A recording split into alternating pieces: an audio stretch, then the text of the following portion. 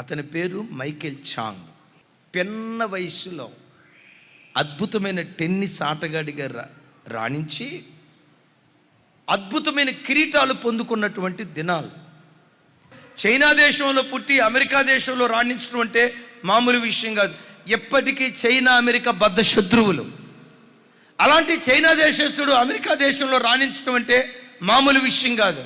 America దేశంలో ఉన్న మేధావులను అగ్రజులను మట్టి గర్పించి అద్భుతంగా రాణిస్తున్న దినాలు. పెన్న వయసులో అద్భుతమైన ట్రోఫీ గెలుచుకున్నాడు. ప్రపంచం నివ్వెరపోయింది. ప్రపంచపు మీడియా వచ్చి ఆయన అడిగింది, ఎంత చిన్న వయసులో ప్రపంచ దేశాలలో ఉన్న దిగ్గజాలను మట్టి గర్పించి 17 సంవత్సరాలు కూడా నిండని ఎంత పసి వయసులో దిగ్గజాలను నువ్వు ఎలా ఓడించగలిగావు? నీ జయానికి కారణం ఏంటి? ఆయన తలంచి ఇలా చెప్పాడు, నా జయానికి కలిగిన మొట్టమొదటి కారణం నా ప్రభు అయిన యేసుక్రీస్తు వారు. నా ప్రభు నన్ను గెలిపించాడు గనుక నేను గెలవగలిగా. నా విజయానికి కారణం నా ప్రభు అయిన యేసుక్రీస్తు.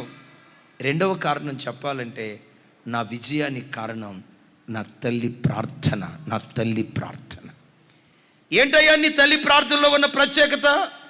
నేను కోర్టులో ప్రత్యర్థితో ఆట ఆడుతున్నంతసేపు, ప్రత్యర్థితో పోరాడుతున్నంతసేపు నా తల్లి ప్రార్థన గదిలో దేవునితో పోరాడుతూ ఉంటుంది.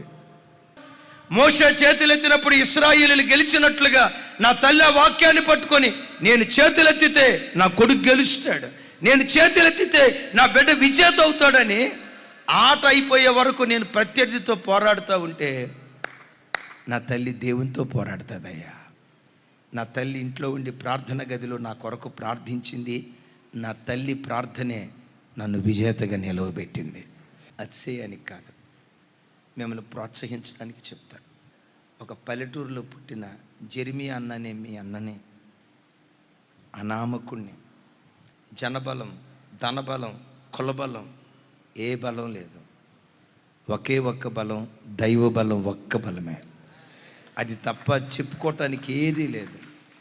అలాంటి అనామకుణ్ణి ఈరోజు లక్షల కొలది ప్రజలకు ఆశీర్వాదకరణంగా దేవుడు మార్చాడంటే సంఘబిడ్డల ప్రార్థన, మన పట్ల దేవునికి ఉన్న అనాది కాల ప్రణాళిక, మా అమ్మ చేసిన ప్రార్థన, మా నాన్న చేసిన ప్రార్థన. ఒక అనామకుణ్ణి లక్షల కొలది ఆత్మలకు దీవెన కారణంగా దేవుడు మార్చాడు. నా తల్లిని గూర్చి, నా తండ్రి గూర్చి నేను ఎలా చెప్పానో, రాగల కాలంలో నీ కడుపును పుట్టిన పిల్లలు నిన్ను గూర్చి అదే మాట మాట్లాడుతురు గాక.